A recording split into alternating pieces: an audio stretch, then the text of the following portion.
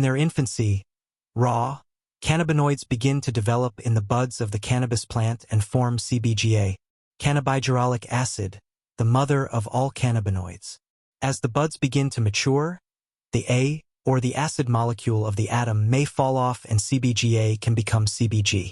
Or, as the buds begin to mature, the acid molecule remains, and through a process called enzymatic conversion, the phytocannabinoid can become THCA, CBDA, or CBCA.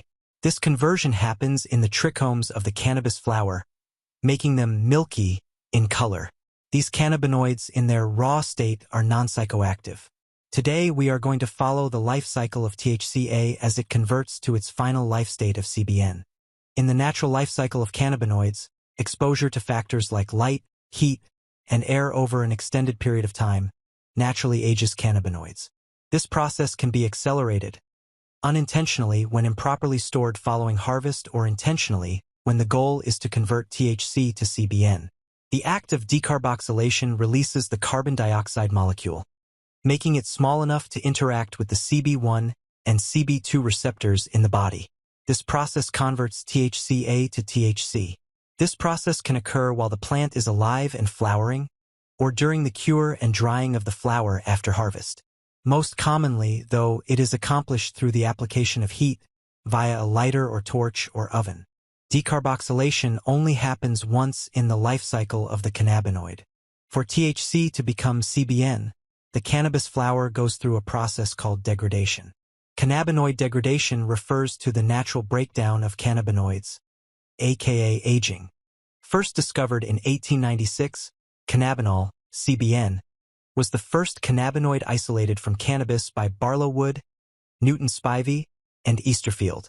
Further research in the early 1930s by Robert Sidney Kahn identified CBN as psychoactive but mistakenly thought it was the primary component.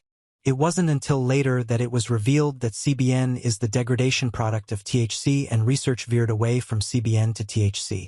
Today, CBN is being studied for its potential therapeutic effects, suggesting CBN may help with sleep, pain, and as an appetite stimulant.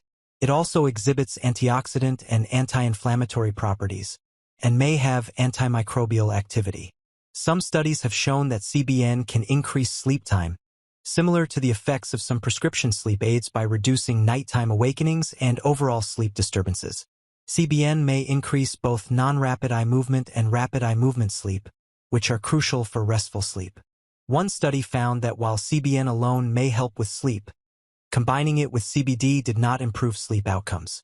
Rather, researchers are finding that CBN's sedative effects may be amplified when combined with THC. CBN interacts with the body's endocannabinoid system, including CB1 and CB2 receptors, which are involved in regulating pain perception and inflammation, by reducing the activity of a protein central to pain signaling in the peripheral nervous system. It exhibits strong anti-inflammatory properties, which may contribute to its pain-relieving effects, especially for inflammatory conditions like arthritis, chronic muscle pain, fibromyalgia, and even neuropathic pain. Unlike opioids, CBN is not associated with addiction risks, making it a potentially safer option for chronic pain management. Research suggests that CBN interacts with the body's endocannabinoid system, particularly the CB1 receptors located in the central nervous system, which regulate hunger levels. As CBN is an aged version of THC, it makes sense that by engaging these receptors, CBN may trigger a cascade of events leading to increased appetite. CBN's potential to stimulate appetite may offer a natural and less intrusive alternative to traditional appetite stimulants, potentially avoiding some of the side effects associated with pharmaceuticals. CBN shows promise as a potential appetite stimulant, particularly for those facing appetite loss due to illness or treatment. Keep in mind that, while CBN is considered non-intoxicating and less psychoactive than THC, some individuals, particularly first-time users, may experience mild changes in mood, perception, or cognitive function. The effects of CBN can vary significantly among individuals, and some may even experience appetite suppression instead of stimulation. It's essential to start with a low dose, in a safe space, and to gradually increase it while monitoring the body's response. Many CBN products come in the form of edibles, so be sure to give yourself enough time to allow the effects to begin before taking more. At least 2 hours before bedtime, preferably the next day when used for sleep, until the desired effect is achieved.